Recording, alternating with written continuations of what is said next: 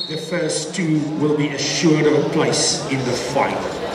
The rest will have to run for time and hope for the best. On your mark.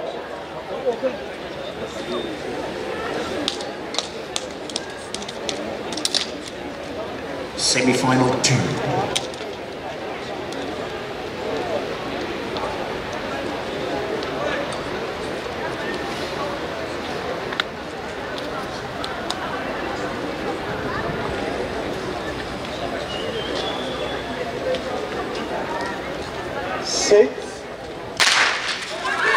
Tracing down a time of 10.50. This is great.